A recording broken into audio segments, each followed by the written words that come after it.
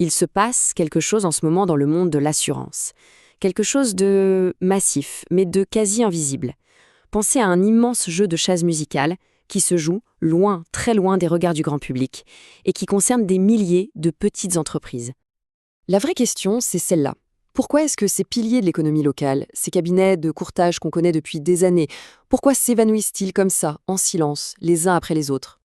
Bon, la première pièce du puzzle, c'est ce chiffre, 34%. C'est la part des courtiers d'assurance en France qui ont plus de 55 ans. On parle d'une véritable bombe à retardement démographique, prête à exploser et à tout redessiner. Mais attention, l'âge, ce n'est pas toute l'histoire. Non. Il y a aussi cette montagne de nouvelles réglementations, des textes super complexes, coûteux à appliquer. On pense notamment à la DDA, la fameuse directive sur la distribution d'assurance. C'est une réglementation européenne qui impose des règles de transparence et de conseil tellement strictes que, pour un indépendant, ça rend le métier bien plus difficile. Pour que ce soit bien concret, le mieux c'est de prendre un exemple. Alors, suivons l'histoire de Jean Dubois. Il a 63 ans, il a passé plus de 30 ans à bâtir son cabinet, et là, il se retrouve en plein dans cette tempête. Il prend donc une grande décision, vendre l'œuvre de toute une vie. Mais qu'est-ce qu'il vend au juste? Attention, ce n'est pas juste une liste de clients. Non, il cède ce qu'on appelle son portefeuille d'assurance. Et ce mot, il est absolument clé pour comprendre la suite. C'est l'intégralité de son business. Les contrats, les droits sur ces contrats et bien sûr toutes les obligations qui vont avec. Et franchement, la différence est énorme.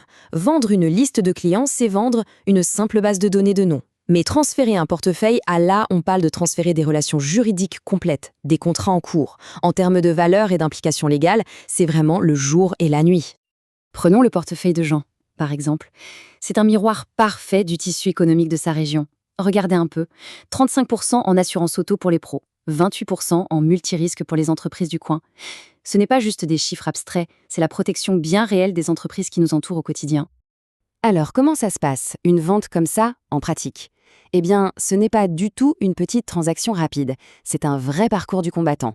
Un processus long et exigeant que le vendeur et l'acheteur doivent suivre à la lettre. Ce parcours, on peut le découper en 4 grandes étapes. Ça commence avec la préparation stratégique. Ensuite vient l'évaluation et la fameuse due diligence, c'est-à-dire une phase d'audit très poussée. Après ça, on entre dans le dur, la négociation et la signature des contrats. Et pour finir, la réalisation de l'opération et l'intégration des deux activités. Mais là où ça se corse, c'est qu'il y a un acteur surprise, un acteur qui reste dans l'ombre et qui a pourtant un pouvoir de vie ou de mort sur toute la transaction. Imaginons la scène.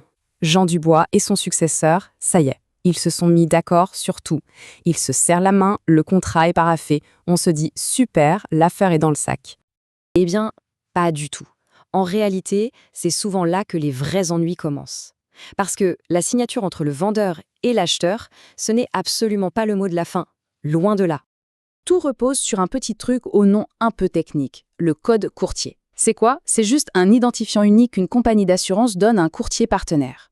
Le problème, et il est énorme, c'est que la compagnie peut tout simplement refuser de transférer ce code au nouveau propriétaire. Et si elle fait ça, elle anéantit d'un coup toute la valeur du portefeuille. L'analogie la plus simple, c'est celle de la franchise. On peut vendre le magasin, le stock, tout ce qu'on veut.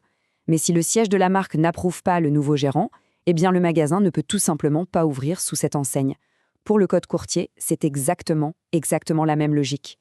Il faut bien voir qu'il y a 2 mondes parallèles. D'un côté, les transferts entre grosses compagnies d'assurance. Ça, c'est hyper réglementé, il faut le feu vert de l'autorité de contrôle, la CPR. Et de l'autre, les transferts entre courtiers.